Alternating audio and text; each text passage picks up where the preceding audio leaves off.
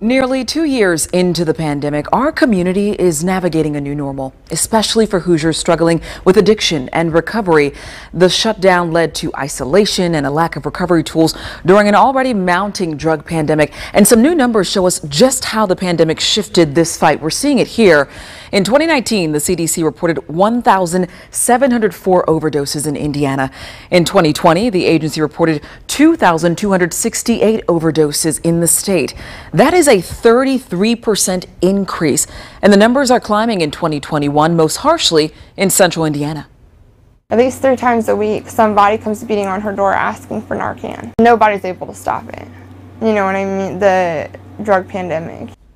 Tonight, I go one-on-one with a Hoosier who overdosed and survived.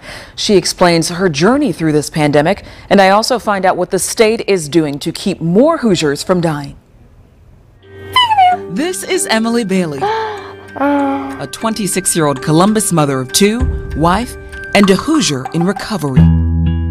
You're just not thinking about it. So it's only an escape for a minute, though. And whenever you sober up, it's still all right there. You're going to deal with it again, so you're going to get high again. But now you're getting high because you will get sick. That's the start of addiction. Heroin, meth, prescription drugs, you name it. By 15 years old, Emily was trying it all. My reasons was the depression. I was trying to escape how I felt at the time. You know, the self-pity. For nearly 10 years, Emily was shooting up, swallowing pills, until one afternoon she wasn't. I can think back to that time and I can see my 2-year-old screaming at me on the floor. Like, I see that. Emily's husband unexpectedly came home for lunch to an overdosed wife and a helpless toddler. A living hell, being on drugs for me.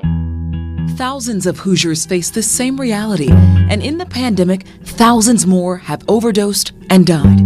I still got friends that are dying. The state health department found there was a 41% increase in deadly overdoses in 2020 compared to 2019. Most of that happened in central Indiana. Counties like Hendricks, Marion, and Hancock saw anywhere between 50 to 145% increases in deadly overdoses. People in recovery were definitely struggling. IUPUI psychology professor Melissa Siders is studying these new deadly drug trends. Having the pandemic coincide with the opioid epidemic has really created a perfect storm for people who are in treatment, who have not yet entered treatment, or who are in longer stages of recovery from opioid use disorder. Siders is also a researcher with the state's campaign, The Grand Challenge, which studies opioid addiction and recovery. She found newer pandemic resources like telehealth benefited some addicts who now access care and connection 24/7. Individuals who were struggling with increased mental health difficulties during this time showed trends of increasing substance use later on. If substances are available and a person is isolated, it becomes a really big risk factor. We are concerned. Indiana's drug czar Douglas Hutzinger tells me one specific drug is adding to the risk. Just 0.25 milligrams of fentanyl is enough to be a lethal overdose. And we're finding it not just in opioids, but also in stimulants, methamphetamines being laced into cocaine, and also being pressed into pills. Extremely lethal.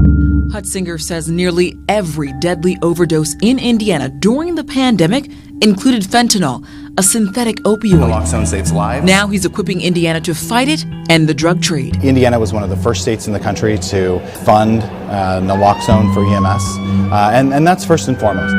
The earlier that we can reverse that overdose, the better chance of survival. Today, Emily fights for survival. Do you face temptation today? Yeah, I face temptation today. Yeah, every day. What does that temptation look like? It looks like neighbors, that aren't doing the right things. There are still times like getting on the interstate. It's a trigger. Sometimes. You wanna get it? But she's found ways to cope. Among them, her newborn baby girl, Maylin, and her eldest daughter, Ava, now in kindergarten, plus her husband. There you go. 3 years of sobriety is a testament to her journey. Your worst day clean is better than your best day high. Jump up, jump up. There is life after dope. There is life after dope. You're so happy. And so as thousands, just like Emily, deal with recovery, drug use, and overdoses, state and local officials are working to assist in both pandemic and addiction recovery. Earlier this month, Governor Eric Holcomb announced a $1.7 million investment to organizations. Those groups are fighting the drug epidemic. Downtown Indy's Recovery Cafe was among the recipients who will use that money to help Hoosiers toward a new path. Right now on Fox59.com, you can find my digital exclusive with the organization about their mission, resources, and future plans. There you will also find this, our questionnaire in partnership with Mental Health America Indiana. It's to help you identify if either yourself or a loved one may need to discuss substance addiction and treatment. And you can also text the word addiction to the number that you see on your screen right now, and you will get this story sent straight to your phone.